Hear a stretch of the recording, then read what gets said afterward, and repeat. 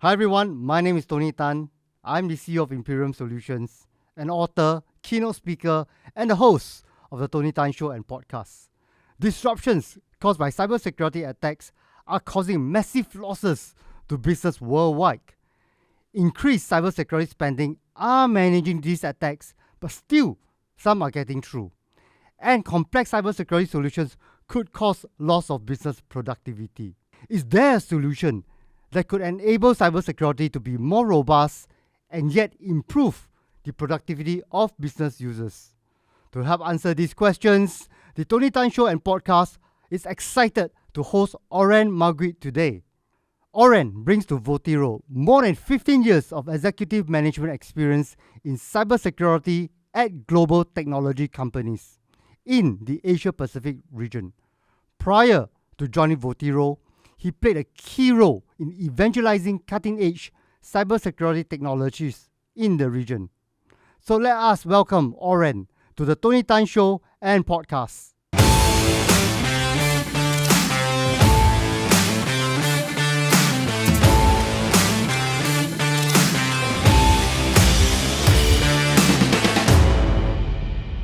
Welcome to the Tony Tan Show and podcast. We are very glad to have you in the show today. Thank you very much, Tony. I'm very happy to attend the podcast. I understand you did not have a good sleep last night, and yet you still managed to come down here. We are grateful for it. And there's so many interesting things that we want to have your view on the cybersecurity landscape today. Now we have been talking to cybersecurity agency and some of the top cybersecurity organizations in the Tony Tan Show and podcast over the last couple of months. And if you look at the reports that we are seeing, we all acknowledge that the cybersecurity attacks are increasing despite increased spending on cybersecurity solutions. What do you think is causing this increase in frequency of attacks, and why are these attacks still getting through in spite of this advanced technology and the kind of increased budgets that we are putting in place to secure our business landscape? It's a very good question, Tony. And, there's no one answer here. There's a couple of answers. I'll try to cover some of them. So first of all, I think products aside, let's look at the attackers, right? The attackers that we know today are not the attacker that we knew like 10 years, 20 years ago.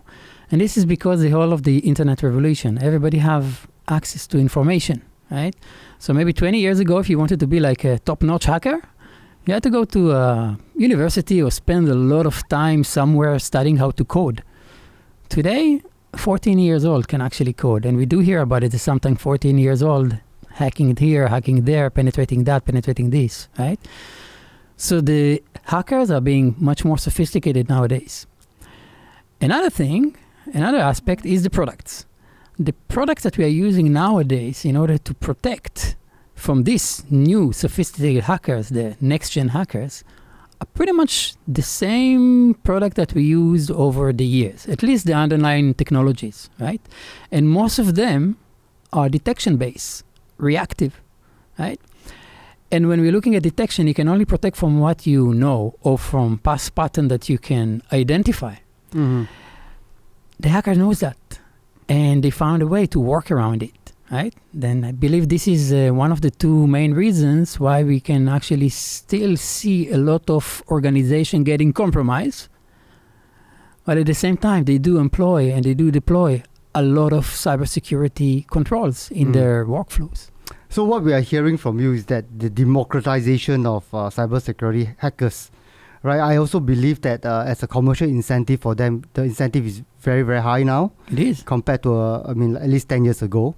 And also, I think the point that you really mentioned that is so critical is that you couldn't use previous technology to solve tomorrow's problems. The cybersecurity posture and the cybersecurity deployment must continue to be ahead of the attackers, right? So they give us a better chance of securing our cyberspace, right? Indeed. Usually it's that the technology moves quicker than the human, but actually in this case, human actually is moving much, much quicker than the technology, at least when it comes to organizations deploying security control. We are still using pretty much the same old solutions. Right. And thank you for your insight on this. I think that is valuable. Right? And I also know that in the last couple of years, we are changing our approach to cybersecurity, right? And there's different philosophies for cybersecurity that is being implemented throughout the years. And the one that's really hot that everybody's talking about it now is something called a zero trust. So can you just shine a light? What do you mean by zero trust, and why is it important that we adopt a mindset of zero trust when it comes to securing our digital assets? Yeah, I agree. I mean, a lot of organizations nowadays deploy or adopt zero trust initiatives. And the zero trust that they usually adopt nowadays is the zero trust network access. We all heard about it. I mean, you carry many products. I mean, I'm sure that some of them or most of them are ZTNA, how we call it in the industry, right? But let's not talk about in the industry for a second. Let's talk about airports, for example. Airports is a perfect example for zero trust. Like, I need to fly to Bali in 2 weeks, right? So I know that I'm going to go to Changi. Congrats on your trip. Thank you very much. It's all kudos goes to the team, not to me. All right. But when I reach Changi, I need to come up with my passport, with my boarding pass, with my vaccine certifications, vaccination, whatever it is nowadays, and I need to give it to the officer at the check-in, right? This is the ZTNA. He basically takes different factor, multiple factor to identify and authenticate that this is me, this is Oren who's actually going to go through the gates, right? Once he gives me the approval, I go in, right? So this is what in a high level, this is ZTNA, network access. He let me into the airport network. But still, at this point, nobody checks what I have in my pockets, right? Because the danger will come from what I have in my pocket, the content that I bring with me inside, right? So I said that airports and airlines are a very good example for that, because they do take that initiative of checking the content. I mean, you always need to scan. They will bring dogs, some places that have tighter security control. And trust me, I know at least one. I come from one of them. They can actually open everything. They will tear apart everything. And then they will have to put everything back into the suitcase, right? So this is basically where we focus, and we basically separate ourselves from the ZTNA, but we are focusing on the content. So ZTNA is very important. We still need to adopt ZTNA initiatives, but we should also put much higher emphasis on the content itself, the zero trust content security. Yes. Very good. I'll come back to that shortly. Of course. So when you say zero trust, would you say that everybody is a suspect until proven innocent? That's the approach that we take. Look at the airport example, which is really, I like the airport analogy, by the way. Right? Everybody that's coming in, you will have to check you, in spite of your appearance, because we never know. Right, so this is everybody is a suspect until proven otherwise. Then after that, they are able to go to the next stage, and the final stage, they board the aircraft. This is correct. Right. Yeah, I tend to agree with that. Beautiful analogy, Oren. Thank you very much for sharing. So you talk about content earlier, right? And I want to come back to that. But before that, I know that you have a reputation of joining only the best cybersecurity companies in your career. Okay. And Votiro is a very interesting company, and I've read about it. I'm excited about its tech. But Oren, can you share a little bit more about Votiro? What is Votiro? Right. So Votiro is a cybersecurity company, and we are basically doing what we call, we are playing in the segment that's called CDR, Content Disarm and Reconstruction. So basically our vision is to make sure that any content that comes into the organization, any file that is coming into the organization, after you go through the Votiro process, will be safe to use by the recipients, by basically the users, right? But not only making sure that everything is secure, that the content is clean and safe to be double-clicked, to open, to edit, etc., but we also trying to make sure that we do not harm the productivity of the organization. So many people think that productivity has only to do with not basically tampering with how the end user see things or what they need to work with. But it's not only that. It's also we think about the operation team, yes, right? Because if we do something that is tampering with the end user, with the recipient's workflow, they will complain to someone, to the operation team. So that's why we're trying to be pretty much invisible to the recipient. And by being invisible to the recipient, I mean that the recipient doesn't even know that Votiro actually took the file and make sure that it is clean. So he will not complain to the security operation team. And that means that the security operation team will have more time to do more important things than just, deal with support or security calls that they have from the recipients. So you mentioned two salient points about Votiro. What's their value proposition, right? First of all, you talk about content disarm and reconstruction, and then you talk about end user productivity and IT productivity. Correct. So let's talk a little bit about that content portion, right? We call content disarm and reconstruction. This is a very, to me at least, or to the cybersecurity world, this is really an exciting technology that we are seeing that could really enhance the posture of what we have today. Now, there's a lot of cybersecurity technologies categories that looks similar, but I know there's a distinct difference. One of them is email security, because you are talking about content that's coming in, or one of the biggest vector that a lot of people is talking about is email security compromise, right? So how is Votiro with your content disarm? How is it different from the traditional email security providers out there? Yeah. Right? How do you compete, or do you complement their technology? We do not compete with them because, when you look at the secure email gateway, it brings many features, for email security. But one feature that they lack is exactly what we are doing. Because what we are doing is quite unique, and I'm sure that you know that. We are not relying on detection. We are not trying to detect if there's something malicious in the file. The reason that we don't do that is because we do know that there will be other security control which will try to detect something wrong. And the way that they try to detect is by looking into a database of hashes, or trying to look at past patterns, right? Et cetera, behavior. We don't do that because we are a zero trust company, zero trust content. So we will get the file from the other solution. And we know if we got the file, we know that this file was not quarantined or not blocked by the other security controls. So this file has been defined to be clean by the other solutions. But we don't trust it because we are zero trust content. Right. And then we put them through our process, right? And we make sure that the file is clean regardless to the state of the file, because if we need to deal with something that is zero day, unknown, the other solution will not be able to detect it. Well, that's interesting. Right. What we will do, we will take the file, we'll basically break it apart to the basic elements object of the file.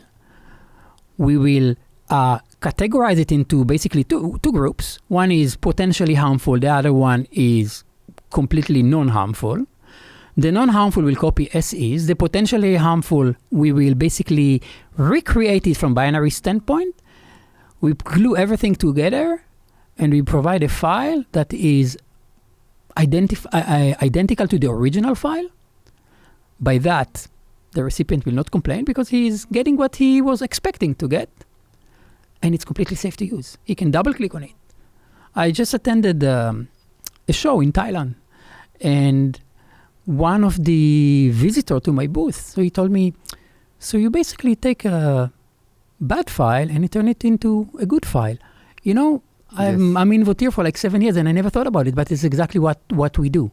Yeah. It's so interesting, right? I mean, I'm hearing this technology. It's like a human being. Right, every human being has a base set of DNAs. You cannot change their DNA, right? And you scan for DNA and you find there's a certain amount or cells that is not natural, right? So you compare the natural DNA that humans has versus one that is affected, and you remove the cancerous cells, and then you put the DNA back together again. Pretty much, yes. Wow, that's amazing. I'm not a doctor. You're not by God. Profession. I'm a simple person. I mean, another analogy, and I like analogies. I mean, my team also knows that I like analogies. It's also a washing machine. I mean, today when I go back home, I need to wash this shirt, right? The T-shirt that I'm wearing, the Votiro T-shirt, because I'm clumsy and I'll probably spill a coffee at one, sooner or later. It will happen. Okay, and then I need to put it. Yeah, take it. It's better you take it away from me. But I'll wash it regardless, yeah, stain or not. But if I have a stain and I need to put it in the washing machine, right, I don't need to tell the washing machine, hey, stain, left front pocket, clean it, right? I just put it in, detergent, click clean. The washing machine doesn't know where the stain is. Yeah. They just bring me the shirt clean. And if Right. I don't have a stain, the shirt will just smell better. Yeah. So that's exactly what we do to files. And you will always get your shirt on time. And right? this will be the same your shirt. Your shirt is not going to be at a dry cleaners for extensive cleaning. They're not going Exactly. to quarantine your shirt. Oh, that's fantastic. Exactly. And it will also remain the same size as well. I mean, we're not going to shrink it, yeah? Right. So now that we understand that how they complement each other, one is looking at for malware, and the other one is really coming from a zero trust, reconstruct it back together to ensure there's no dangerous elements within the files that could not be detected. The other area that we are hearing a lot of confusion is around the area of web isolation together with content disarm and reconstruction. They sound somewhat similar, but I'm sure they are really, really different, and they work in different ways to secure an environment. Yeah. Perhaps you could just educate us, where are these differences between these two groups of technologies? Of course. Web isolation is a great technology. Actually, I know that today it's pretty much mandated in a lot of organizations, but in a nutshell, what web isolation is doing, or remote browser isolation, is basically creating a separation from the endpoint from the browser to the remote website by creating some sort of a stateless container on the cloud or on-prem, which basically hold all the data, because it's the one that actually opening the connection to the remote website. It do some rendering and it stream it back to the endpoint, right? And it do it really, really well, and it's really secure. But what happens when they actually download the file, right? Because they cannot just stream the file. Actually, they do. For documents, they tell you, okay, we can actually host the file on our server and let you look at it. But this is not very productive. Yep. I mean, we are back into the productivity, right? Because they need to download it, Yes. right? But when they download it, there's so much that they can do. They can put it in antivirus, in a sandbox, Right. which I already said, these are good solutions. I mean, we still need to have them. Right. But if you want to be 100% protected, this is not enough, Yep. right? That's where we come in. We have a native and tight integration with these kind of web isolation solutions. What happened is that when a download is being initiated, so the web isolation layer basically get the file, send it to us using a REST API, because we have a connector with different vendors. We sanitize the file and we send it back to them, and they present to the recipient a clean copy. Wow. Right. So again, it plays a complementary role to web isolation technologies, just like what you are doing for email technology. We're not saying that these traditional technologies are not good. They are absolutely needed. Yes. But what we are saying is that because of the evolution of attacks today, we need even more advanced and deeper layers and different ways of looking at content. Definitely, Right? yeah. So this is an extremely powerful way to really add this robustness Indeed. into our cybersecurity posture. And I'm coming back to the topic about productivity, which is so key, because we know that the more cybersecurity solutions that we put in, there's a lot of friction with end users, right?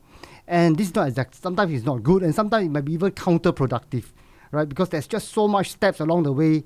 There's just this fatigue that's going on. And I understand the Votiro. The beautiful part about it is it does all this security in the background. We don't need cybersecurity responders to investigate. The end users gets his files. Is it coming back to the way that you talk about it, your secret sauce, about how you disarm and reconstruct it at the background without any interference? Are we saying the same thing here? Yes, we see the same thing. And I think you also mentioned something very important, like the response and the incident and response, which is still, I mean, we still need to have these solutions in place, because something can happen. At the end of the day, I do not cover all the vectors in the organization, so you need to have it. But all the vectors that are covered by Votiro, in our case, I can guarantee that the amount of resources that you need to put into incident response and investigation is going to drop significantly, to a point that it might even not needed anymore, because we will make sure that everything that comes in is clean. Even if this was a file that actually a malicious file, we're not going to block it. We're not going to block the file. We're not a solution that blocks content. On the contrary, we allow content in, because we know that the content that we brings in is clean. So a malicious file will come to Votiro, we'll sanitize it, and we let it in without the malicious payload. And I think this is so important because we want to reduce the workload on the cybersecurity Yeah. responders. We already lack the amount of people. We have so much false positive that comes in, right? The workload is just insane. Anything that can help us to increase the cybersecurity posture and yet reducing involvement to almost close to zero is a blessing. It's a huge force multiplier for the cybersecurity teams out there, right? So I think the advantages for this technology from Votiro is broad. It's very broad, right? It's not just talking about cybersecurity. It's talking about burn rate. It's talking about business productivity. Indeed. Right? So it's amazing. Not every cybersecurity companies could say the same. Right? Yes. I work with so many of them and all of them are really good. But this broad coverage so far, I think I only see in Votiro today. You know, you touch an interesting topic that always comes up when I speak to prospects, to customers, to partners. You mentioned false positive. So today, a lot of organizations, especially when they need to deal with file security, they deal with a lot of with false positive. And this creates a lot of overhead also for organization. And so people ask me, so Oren, what's the percentage of false positive that you guys have in your product? And I'm always happy when I'm being asked that question because false positives comes from the detection world. And this is something that we are trying to do in Votiro is also to change the mindset, of the security, the cybersecurity practitioner that we have today in the market, because we are not in the detection, right? That's why we don't have false positive. So my answer usually is we don't have false positive. And I know that I'm challenging the minds of people that are dealing with cybersecurity for 10, 20, 30 years, right? So we are doing something quite disruptive, I would say. Yeah, revolutionary actually. Yeah, well, that's your words. I'll call it disruptive. Now I'm going to ask one question that is key to the Tony Tan Show and podcast because this show and also my personal brand has a lot of connotations to artificial intelligence. Yeah. And I've always talked to all the cybersecurity organizations and we're always talking about AI as an augmentation force and things like that. But the funny thing is this conversation, I don't have an AI angle, right? And I find it very interesting. It is a good thing. I'm very impressed actually that you are one of the very few tools that really don't talk too much about artificial intelligence, right? And because from an artificial intelligence point of view, there are strengths and weaknesses. Yeah. And I feel that the way that you guys have done it is such that you negate the weaknesses of artificial intelligence. Maybe you'd like to comment on that, Oren? Yeah. So, first of all, I'll start with a disclaimer. Artificial intelligence is very important for humankind. We all, the entire world went through COVID for the last 2 or 3 years, right? And there's a lot of pharmaceutical companies use a lot of AI, machine learning algorithm in order to try to find a cure, the vaccine that most of us got, right? And they were successful in doing that. But with all this sophisticated AI, machine learning technology, etc., they were not able to prevent the COVID from actually coming out, right? So this is exactly what we are doing. AI is basically, at least in the cybersecurity defense, the way that I see it, or the way that we see it, is a mean to predict the future based on past patterns, right? And predict the future, this is an unknown threat, or, something they somehow encapsulated it, right? So they look at it, they find the DNA of a previous attack, and they quickly tell you, okay, this is a malicious file. No matter how we wrap it, it's still detection. And our background, at least the R&D background and the founder's background, is pen testing, right? So pen testing basically it's some sort of offensive cyber. So what we decided to do, because we were so successful in pen testing, is to take all the knowledge that we have with the offensive and bring it to the defense. And we realized that prediction analytics will not work here. We need to actually take a proactive approach rather than the detection approach, than the reactive approach. And that's why we do not use any detection mechanism in our solution, unless we are being asked to, because we do have detection engines for compliance reasons mostly, because but we don't use them. By default, they are turned off, right? But if a customer tell me, hey, I still need it for whatever reason, I can turn it on. Yeah. So I mean, coming from AI perspective, you're absolutely right. Our ability to detect is based on past databases, based on known facts, based on past patterns even, right? If these patterns are not there and this previous knowledge or previous information is not there, it's not going to detect anything.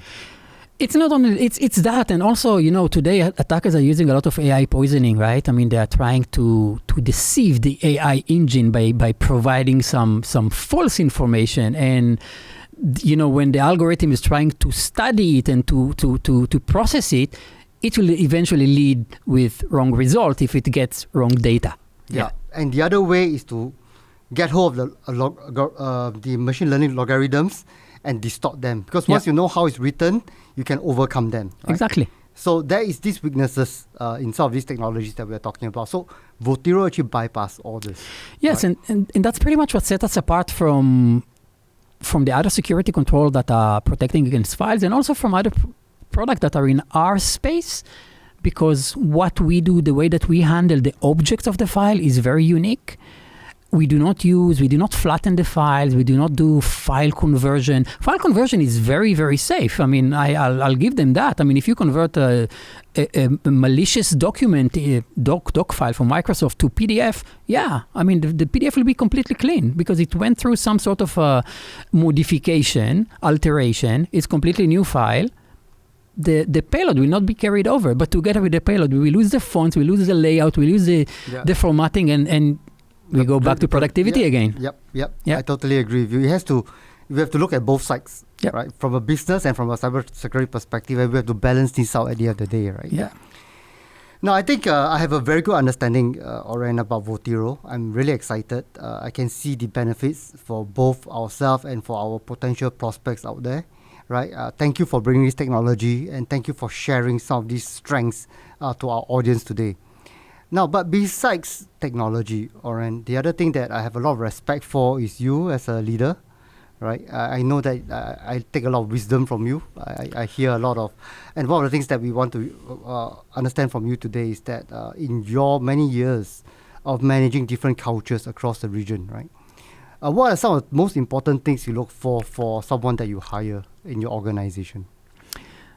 So my team knows, I mean, when I do interviews, I don't do the traditional interviews, regardless of the position, let it be marketing, sales. The most important thing for me is basically to assess the candidate that I'm interviewing, basically, to see if this is someone that actually I can work with, but not only I can work with, can he work with me, And I know that many interviews have a set of predefined questions that they also go through. I don't do that. I like it when the candidate asks me questions. By the question that they're asking me, I learn a lot about them. And, of course, I try to steer the conversation to the directions that I want. But if anybody interviews a Votiro with me, he will not get any, hey, get this pen and sell it to me, or get this pen and show me how you market it, or how do you do this and that in Kubernetes, in Linux, and whatever. These are not the questions that will come from me. The question to me will be a bit more philosophical, I would say. Yeah. I'll hold you to that. So for our candidates who are looking to join Votiro, please be philosophical and make sure that you have a bunch of questions so that you stand a better chance of acing that interview with Oren. Take note. So thank you, Oren. Thank you. Right, that is really a counter to traditionally how we interview. You are being interviewed instead of you are interviewing. Actually, in that sense, right? And in today's world of digital nomads, Gen Zs, post-COVID attitudes, how have you changed in your retention policies, or how do you motivate your people in your organizations to keep them, doing their job well? Wow. I think that question you should ask my team, not me. But at least what I try to do is, first of all, I try to give them the freedom, not to do micromanagement. I mean, we are all adults, right? And we have to be responsible. When I bring a sales leader to work with me, I'm here to learn from him. If I cannot learn from him, I don't need him. If I could do what he do, I wouldn't need him, right? So I try to induce openness also and transparency in our team. We're a very small team. We're an agile team, right? We're now 6. We're going to grow to 10 by the mid of next year, right? But we don't have the boss and the employee culture. Everybody knows if somebody calls me boss, I give them the look, right? I mean, I have a name, right? Oren, call me by my name. I mean, we are all here to support each other. And if need be, so maybe I have a fancy title, but if need be, I'll be the SE for my sales if the other SEs are too busy because they have other tasks. If I need to get my hands dirty, I will. And I expect the same for my team as well, and they know that. What you're saying is not just about micromanagement. What you're saying is management by example. Yeah, lead by example, right? Exactly. And not it's not really, definitely not a hierarchy-based management model that you're talking about, right? We are a very small team. I can see the strength of teamwork. Yeah. But let me ask you a question. Today is 10. Tomorrow is 100. Would you still adopt the same philosophy? As much as I can. Right. I know that the philosophy that I have right now may work well, and it is working really well for us because we are still a small team. And that might not work for a larger team, like 100 people, right? But if ever I'll have 100 people reporting to me, I have team leaders, right? And we have department leaders. So I hope that they would use the same philosophy that I use on my small team in their small teams. The DNA of your culture will be infused downwards, right? Yeah. Clean DNA, yeah? No malicious, yeah? I mean, reconstructed Votiro, DNA. Yeah, exactly. Yes. So, Oren, thank you so much, right? You're welcome. From my personal experience, I totally subscribe to what you are doing. I think in today's world, it's very important for a leader to lead by example, right? For the leaders who's willing to be everywhere, to show them they are by their side. I think this is something that is just missing out in almost every organization out there. So thank you for putting the humane side, the true leadership back to your organizations. I'd like to congratulate your staff for having such an enlightened leader. So Oren, on behalf of the Tony Tan Show and Podcast, once again, I'd like to thank you for your time and also for your contribution to our audience for today's content. And we look forward to host you in other interesting contents as we progress forward in this show's development. Tony, thank you, actually. Thank you very much for inviting us. And I'm looking forward, for the next podcast. Right. See you soon, Oren. Take care. Thank you very much.